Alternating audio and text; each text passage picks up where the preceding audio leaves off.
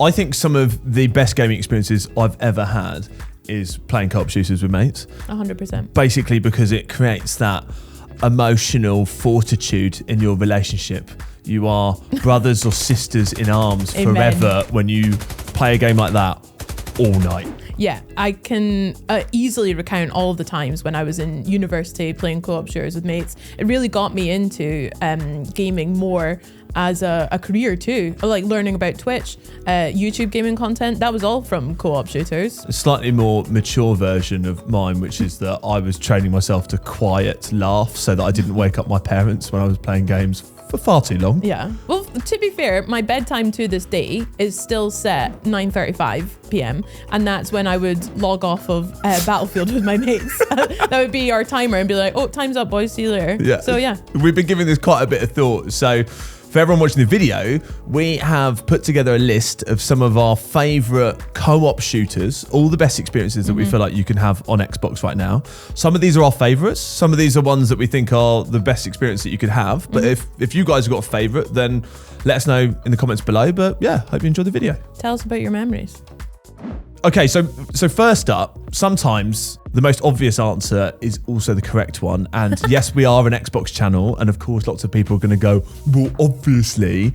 But I would say the Gears of War franchise. Gears of War franchise. I think you always bring up a point about GTA, which I love to recount to people, is that loads of people turn 18 every day. Gears of War is an 18 rated game. It's quite a bloody game, to be fair, but it's a great game as well. And therefore, loads of new people have not experienced the wonders of Gears as much of some of us OG gamers have. Well, there's been 5 versions of Gears over the years, dating all the way back to the Xbox 360. I've not played them all. I'm sure that lots of people in the comments have not played them all.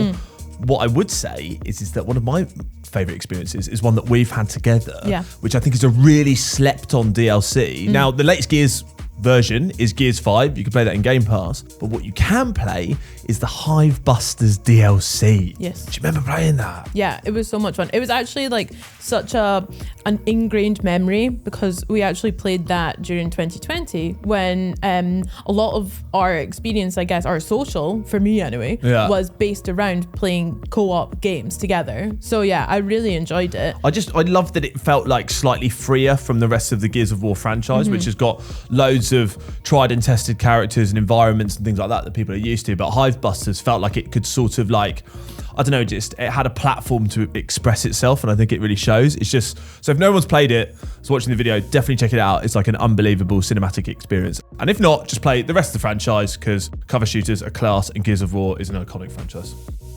I think one thing we can all agree on about video games is how wonderful it is that they let us live out some fantasies that we can't really do in the real life. So for this next section, if there's any police officers, please shut your ears for the next 30 seconds.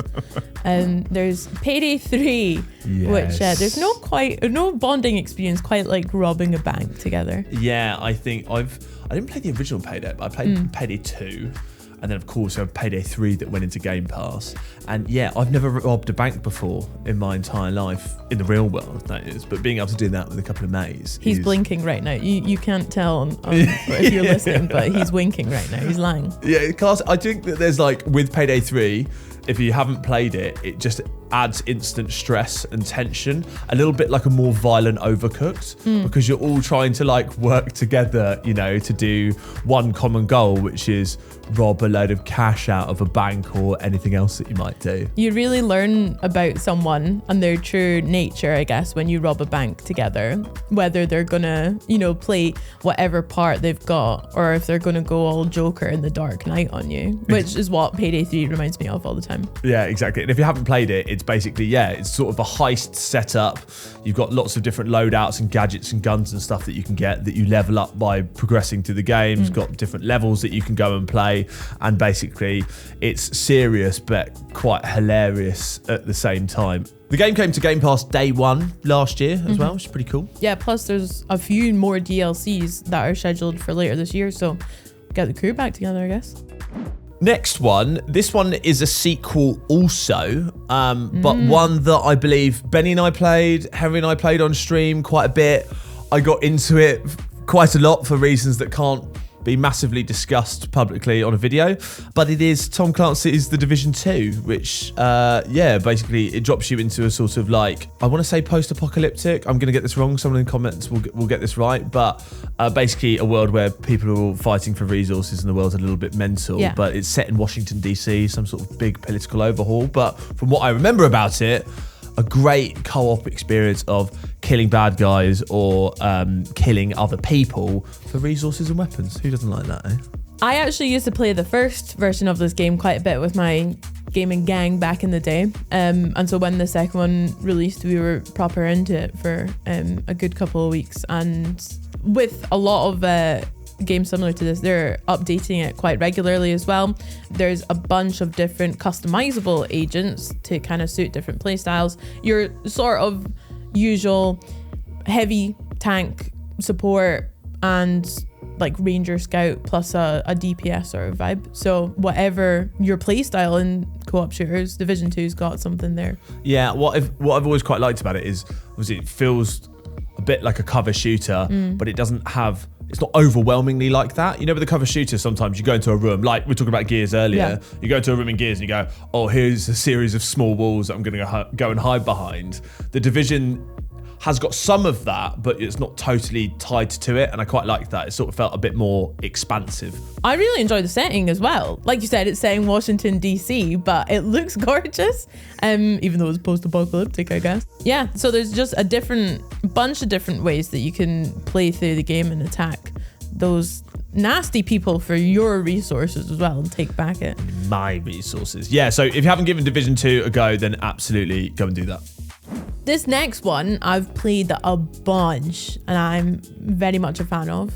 You maybe are, how do you feel about Back 4 Blood, Sam? I can't believe that we've got however many entries in and we've only just covered zombies.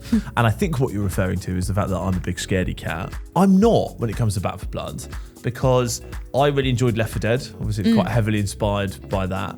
And I think that, like, when I think of people shooting bad guys in a group, zombies is like the first monster that comes to mind, right? And it allows you, we talked about fantasies earlier, to live out that would I survive a zombie apocalypse? And Back 4 Blood allows you to basically annihilate that question between your friend group of who could do that most effectively, you know? That's so true. It is iconic, and many a jump scare has happened because of Back 4 Blood when on our Twitch streams as well. It's been so much fun playing with all of yous.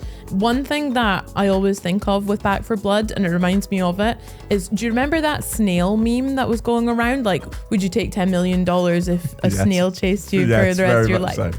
There are those monsters in Back 4 Blood, the hags, that'll come out of nowhere and then drag you away, and they've got like a big bumpy back, and it just reminds me of a snail, and they're terrifying.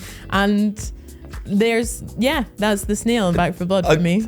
It sticks in my brain. You can tell that I really think about it. Everyone is just going to see a snail when they play Back 4 Blood from now. I hope so. I think that what I really enjoyed about Back 4 Blood is it brought out almost like the same level of comms that you would have in a competitive Call of Duty game. Yes. Because you are just all screaming at each other in all the various rooms as basically loads of zombies or, you know, weird aliens basically, or snails come at you. What's fun about it is that, like you say, the story is really interesting to follow, and there's a lot of different level types. So you're either on the move and trying to fight through a horde all the time, or maybe there are certain areas where you need to lock down as well. So you need to build fortifications, you need to make sure you've got enough ammo stocked up as well, constantly trying to res people too. I like that ebb and flow of it, the mix of different situations that you're put in. I think when it first came out, it kind of got pigeonholed as just like a horde shooter, basically. We just shoot loads of zombies coming at you. But you're right, I think it's got a little bit more depth to offer people for either different play styles or things that like just scratch a different itch when it comes to playing games. Customization, fortifications, all that sort of stuff that you mentioned. Now this one, I feel like I shouldn't be talking about it. I feel like Henry should be talking about it because it's actually his favourite game. Oh, yeah. And it's also one that I think that we're just talking about people who've forgotten the Back 4 Blood's in Game Pass. I think people have forgotten that Avatar, Frontiers of Pandora is co-op. So lots of people watch streamers, creators, or watch trailers of people playing this game single player, but they actually have forgotten that it is a co-op game. you'd be fair to, forget, because based on a blockbuster movie, a very intense story, you'd imagine that is just a solo experience. But I mean, the movies, Avatars, are all about cooperation and working together. So what better way to do that than in the video game, fending off the beautiful world of Pandora from some soldiers and, hopefully riding some cool flying dinosaurs? Yeah, something like that. And if you have got so far into this entry and you're like, what the hell are they talking about? It's the film by James Cameron with the blue geezers in it, basically. And they made a game about it, but a much more mature game with more depth in it than you would probably compare to some of the old school Xbox licensed games for films back in the day. It's like a modern take on a film franchise, and we won't spoil too much of the story about it, but there's some really fun mechanics like climbing trees and farming weird vegetables. Yeah. Would you call them? I don't know. Probably. But you can do all of that with a friend. So, yeah. Came out late last year. Great story to play through with a mate. Great farming to do. It was spectacular aerial combat. And you can play the whole thing in co-op. What a treat. Exactly. So if you like blue geezers, aerial combat and farming for vegetables, or you love James Cameron, give Avatar Frontiers of Pandora a go. I love this game. And can I tell you why I love this game so much? I actually still haven't finished it. Oh, because you're savouring it for so long. In a way, yeah, definitely not because it got so hard that I have to put it down. The problem I have with Cuphead is that it is so hard that you can't have a break from it and then come back and do well. If I went back to it now, I would need probably half a day or at least a few hours to familiarise myself enough to play it to get through some of the bosses. I think Cuphead, historically, just really quickly, is one of the most interesting games that I think about really bringing indie games to the forefront in modern gaming as well. It started as an idea Xbox title, and to get to the renown it is now. I mean, there's a TV show about it. Blew up, didn't it? It's sick. You know what the thing that is kind of interesting about Cuphead is that it looks completely different to how you think it plays. Oh, yeah. So when people saw Cuphead at the start, or you look at screenshots, you look at videos of it, you go, easy indie narrative game that I just played through from start to finish, but actually start playing it, it's absolutely rock solid, the whole thing. How many 7-year-olds do you think have been like, Mom, I really want to play this game, please can I play Cuphead? And then immediately have had their day ruined. Yeah, and I'm sure there's people going to be in the comments being like, it's easy, I did it upside down, or whatever, with my eyes closed. But for most average gamers, that is a solid game. Very hard, but has one of the most beautiful art styles I've ever seen in gaming. I've completed Dark Souls, and I almost broke up with my fiance over this because we tried to play it co-op. So make sure your relationship is nice and healthy before playing Cuphead. Exactly. But again, it's a great bonding experience if you get through the first boss. And you might be thinking, this is a co-op shooters video. Why is Cuphead in here? Well, funnily enough, the cup and the mug shoot things. So play it, basically, in co-op with your friends and try and keep your relationship intact. All right, this one is a bit of a sleeper, nice, I think, because when Outriders first came out, I think people just bucketed it into, or pigeonholed it into a game that they thought that they played 1,000 times over, which was maybe a bit of a looter shooter. But it's a bit of a looter shooter, it's a bit of a cover shooter. It's an unbelievable co-op shooter experience. Do you remember when it first came out and basically all of us in the entire team were completely obsessed with doing nothing but playing this game? Yes, absolutely. I mean, our Twitch channel showed that a lot as well. And it still is great fun to play today as well. Yeah, I think that there's the story part of it.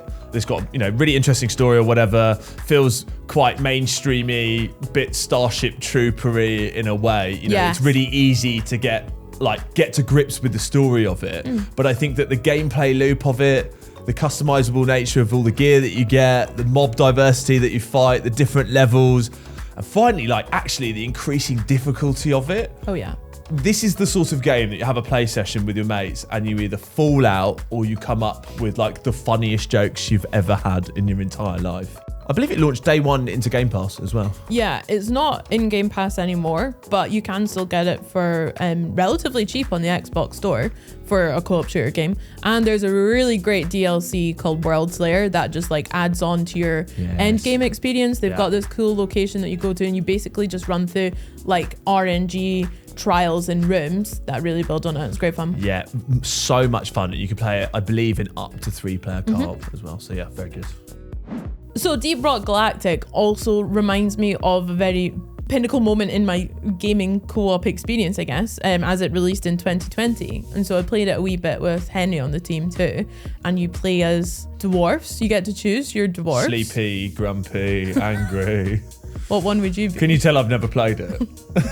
It is those lads, yeah, you're right. They just got another job mining rock on planets far, far away. Yeah, I've never played it, but I've watched you and Henry play it. And I've also watched other people play it. And I think that it has that emotional connection that we were talking about a little bit before, that when you play it, I feel like you certainly just become even bigger friends, which explains a lot. Yeah, I think with this one, as opposed to a lot of the entries we've spoken about, if you're looking for one that's a bit more relaxed, there's still shooting elements 100%, but it's more about the objectives that you need to do together, and you're looking for a bit more of a laugh on alien planets, exploring really dark tunnels where aliens could be lurking about at any moment. It's a lot of fun. It feels like one of those games where, you know, like if you play Call of Duty, you've got no time to catch up with a friend. But if you play Deep Rock Galactic, you might play the game, but you also might catch up about how they're doing and what they're up to and do they want to meet up soon, and, you know, all the other social things that happen when you play games together. Absolutely. It's also very different all of the time. All of your experiences will be different because it's procedurally generated. I can't say that word. Procedurally generated. That's a Scottish in me, I'll blame it. Yeah. And obviously totally destructible because your objective is to mine things. And you can mine it out of the Game Pass library right now. Happy days.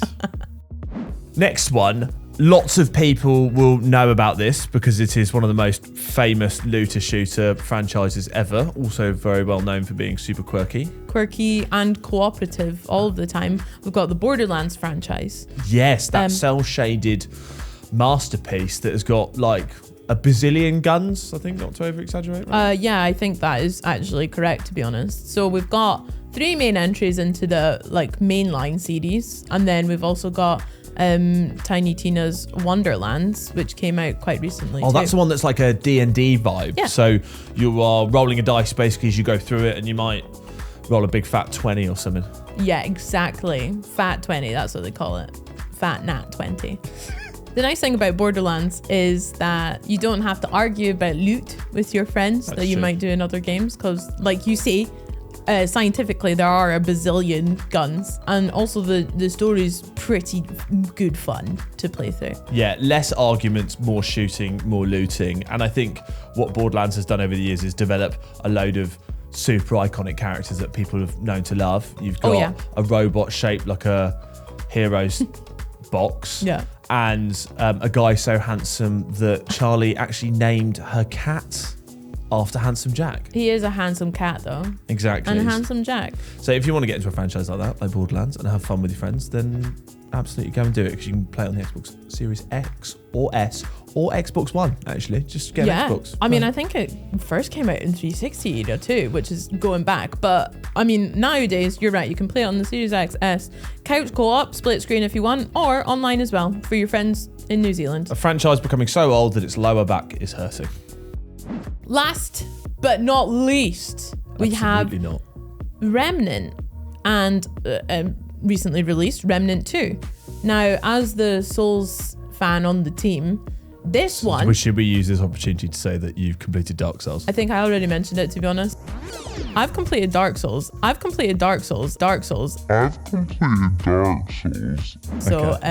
we've checked that box for this video. Great. Right, but carry on, Bex. thank you for bringing it up. No worries.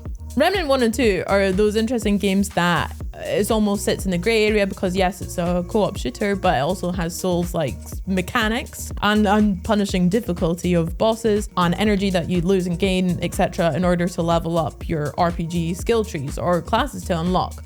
Yeah, it's the sort of game that you can like min-max with your friends. And also what's quite interesting about it, my time to say it wrong, is it's procedurally generated parts of it. There you go. Managed to get through that. Absolutely. That's so rude. Yeah. But, you know, you get to work with friends to beat massive godlike bosses. And actually, I don't think there's too many co-op shooters that allow you to do that. So if you want to grasp that moment, then you should definitely check out Remnant. Yeah, if you're looking for, like you say, a very cinematic experience in these boss fights, they are some of the most beautifully staged that I've seen in recent games. Remnant 2 is fantastic. Like you say, the bosses are incredible. In order to unlock some of them, you've got to do further mechanics within the game.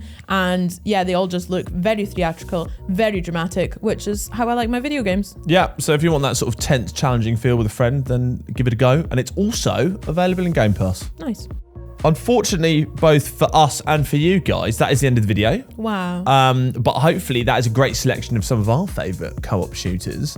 If you want to see more videos like this, slightly different style, then make sure you like and subscribe and leave a comment down below. And if we did miss your favourite co-op shooter, because there are loads of fantastic games that fall into this category, then leave them in the comments. Maybe Sam and I can check them out on a stream or something like that. And also share us some good old co-op gaming memories. We'd love to hear from you about those. And who knows, we might feature them in a future video. All right, we'll see you on the next one. Bye. Bye.